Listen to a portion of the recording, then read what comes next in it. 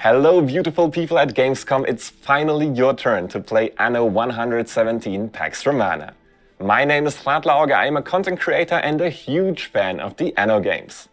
I am so excited for you to finally see how it feels to play the game.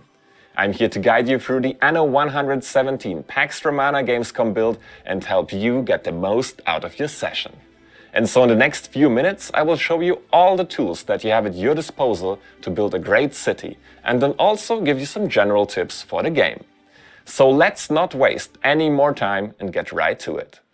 First off, you can choose in which province you will lay the foundation to your future empire. For this Gamescom build, I suggest you start with Albion, as this is the first hands-on experience in which you can look at this mysterious new province. This will also be the province I will show you in this quick tutorial, although the same game concepts also apply to Latium. And so your journey begins. In classic Anno fashion, you start with a ship, a trading post and a dream.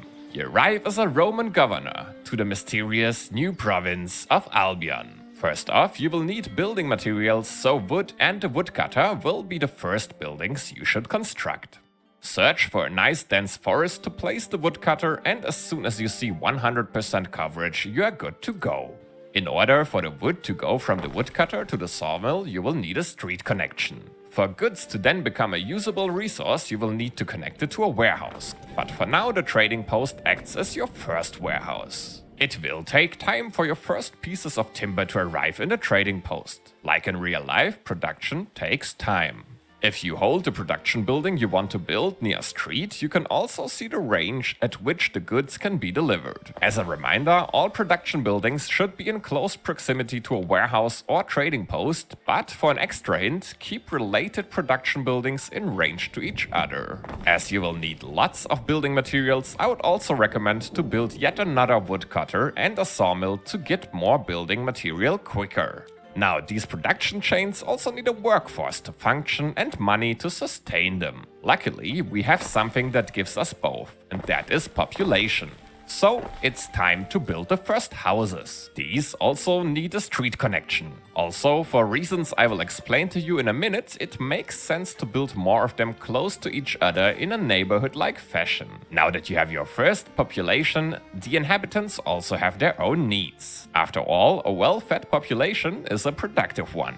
For your first population tier in Albion, the waders, that means relying on cockle pickers or the eel grabbers. You can choose what resources you want to provide to your residents. Cockles alone are enough, but feeding them cockles and eels provides bonuses. Cockle production is pretty easy. You have to place it at the coast where the building has access to water. Next up though, we have the eel grabber, and here we encounter the big specialty about Albion, and that is its marshlands. Certain production buildings only work in certain places. Like the cockle picker needs water and the wood needs trees, the eel grabber can only be placed in the marsh.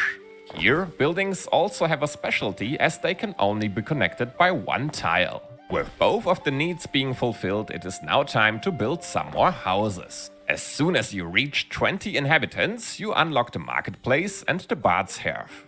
Same as with goods your people need, they will also need public buildings to be happy.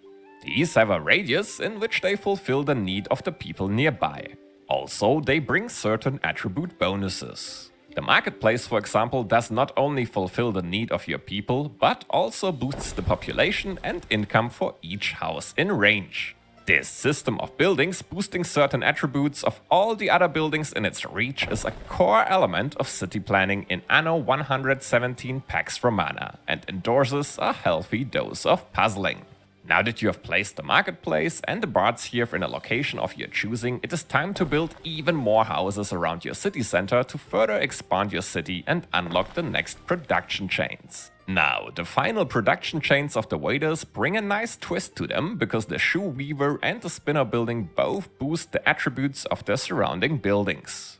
So it is very profitable to build both of them near your houses to make use of this. But for them to function, you still need a reed gatherer and a hemp farm to produce the needed resources. After building the shoe weaver and spinner, you can also build a warehouse nearby which supplies them with the resources needed. The reed gatherer in turn needs to be placed on the marshland again.